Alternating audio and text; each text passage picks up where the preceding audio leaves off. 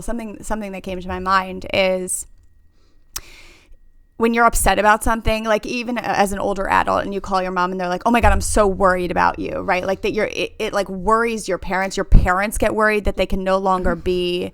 Like, did you have that girl in college you went to school with that her mom would call her like 30 times a day? Or she would call her mom 30 times a day? Yes. Yeah. There was a girl on my sorority floor who her mom would like check in, like, I kid you not, like every other hour.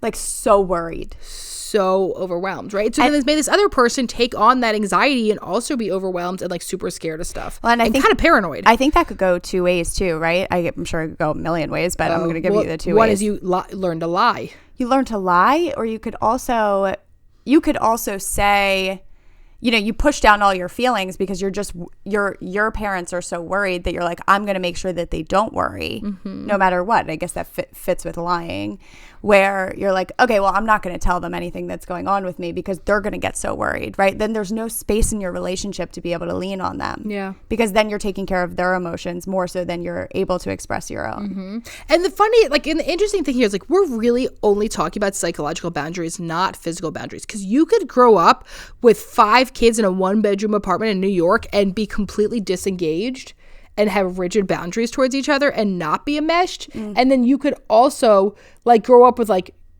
this probably what happens more often is an only child. Oh. Where the parents can become enmeshed with an only child, right? So like this has not to do like, you know, someone could have the experience of growing up in a shelter in one room with their whole family. Right. And be still not have any of this. This is we're talking about emotional boundaries. It's tough though. It's tough because you might be listening to this and thinking like, oh shit, this is me. This is my relationship with parent A or parent B or both parent A, B, C, D, whatever. And you're like, what the fuck am I supposed to do? Because if I send this episode to my parent A, they're going to be like, oh, what are you trying to tell me something?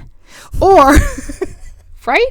100%. You know, like we have this idea that setting boundaries is like gonna be like simple and easy and people are gonna take it super well. Like that never happens.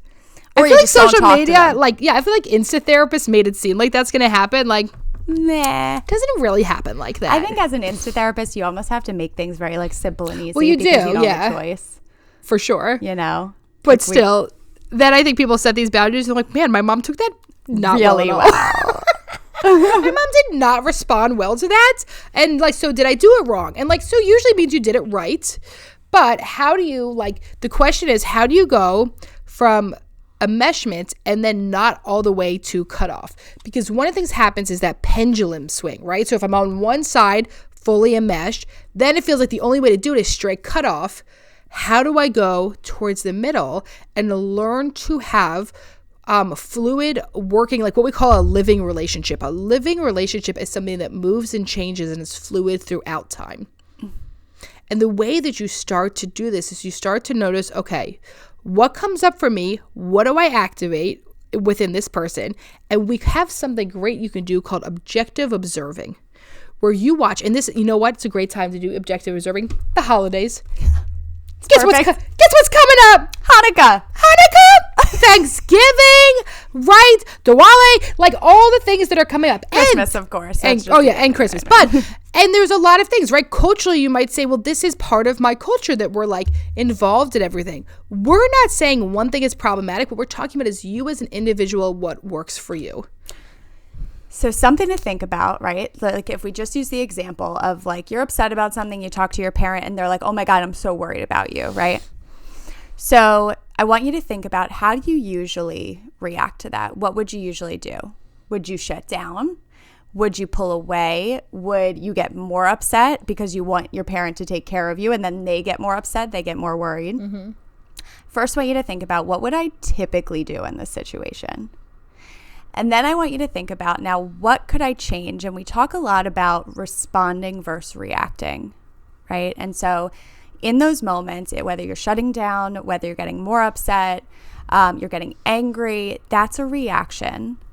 And so I want you to think about, how do I consciously respond to this and set this boundary with my parent? Yeah.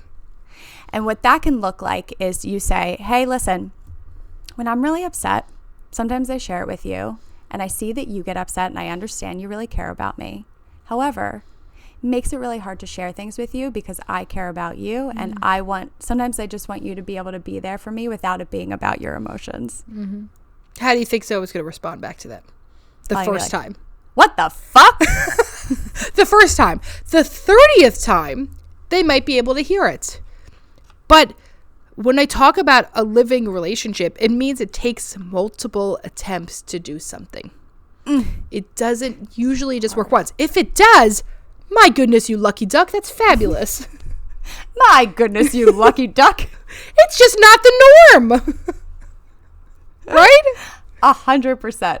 What a lucky duck you are. And I think that it's important that in those moments, right, if your parent reacts to that, right, if they say, what the fuck, like what, if they start getting upset, to continue to hold on to yourself in those moments. That is where you continue to respond versus react, because I think it's very easy to get pulled back into that dynamic and say, oh, this didn't work, I'm so upset now, like they can never be there for me. And to continue to say, like, I understand that this is hard for you, but this is in order for me to continue to lean on you, or for us to continue to have these conversations, it's important for me to set this boundary. Yeah.